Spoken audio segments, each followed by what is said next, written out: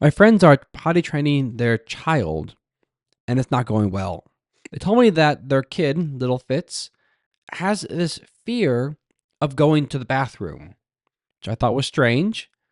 The described potty training has universal first trauma. When for the first time in life, we are confronted with the reality that there's this grossness within my body that cannot be avoided. You spend the first years of life telling the kid, hey, don't touch poop, it's gross, don't eat it. Well, now, time to discuss how this gross thing comes out of you, and you must learn how to deal with it every day.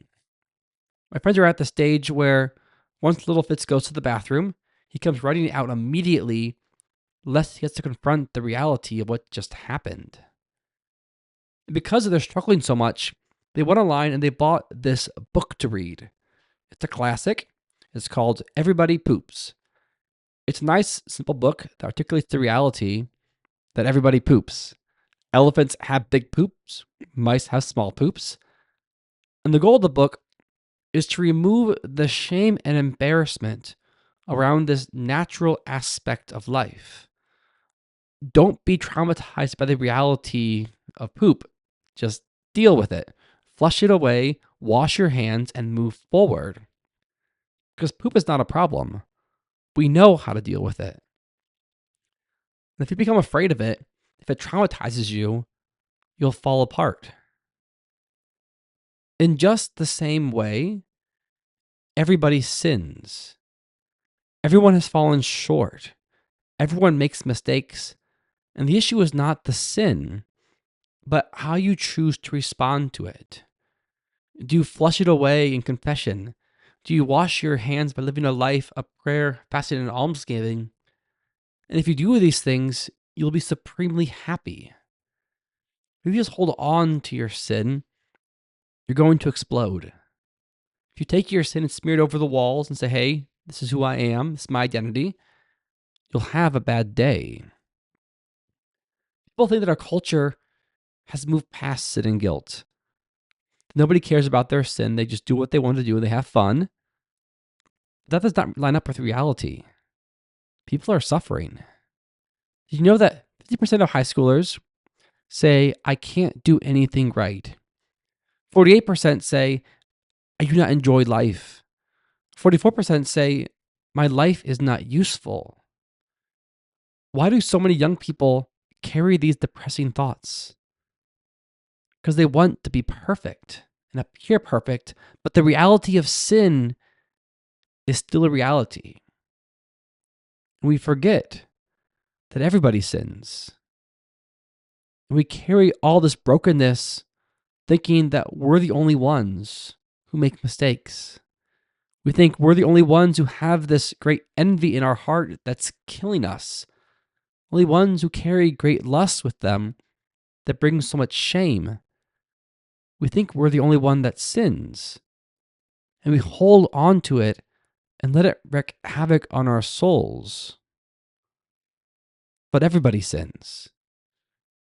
And we know how to deal with sin. That Christ died on the cross to free us from sin. And now we're able to address the reality of the brokenness that's within you. Not with shame, not with denial of reality, but with humility, with mercy. It's okay I sin. Everybody sins. It does not define me.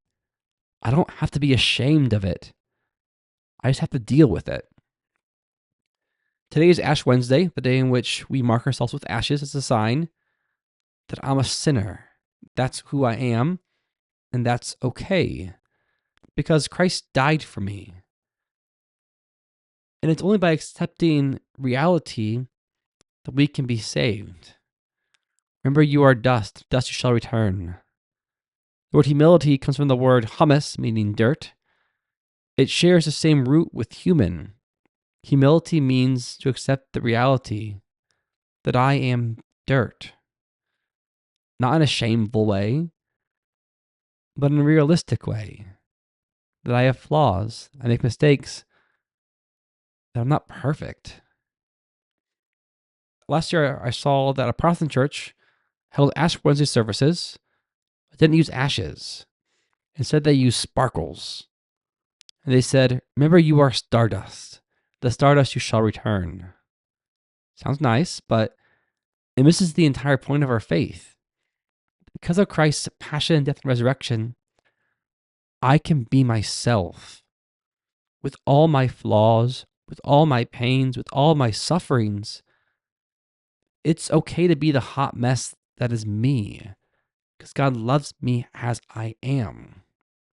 I don't have to cover myself up with sparkles, pretend everything's good. I cover myself with dirt, and that's okay because God loves to make a masterpiece out of dirt, to use dirt to make his image and likeness. That I can receive God's love and mercy as I am and let God work with me as I am. The ashes are not magic. They aren't a substitute for confession and interior conversion. If we come here just to get ashes without the intent to turn away from sin, then wearing them around all day is very silly. But they are signs of an interior reality that, Lord, I'm a sinner, but I want to deal with it. That you love me as I am and love me too much to remain as my life. You want so much more for me. And the ashes say, I want more for myself. So this Lent, recognize everybody poops and everybody sins. Don't let shame keep you from dealing with your sin, but flush it away in the confessional, wash your hands daily in prayer, fasting, and almsgiving, and move forward. When you learn how to deal with your sin, when you invite Christ into your life as you are, your life will be infinitely better. To hold on to your sin, hold on to your shame, hold on to this pain results in a life that's full of anxiety and depression. Why hold on to what's not working? The only thing you have to lose is your chains. God bless.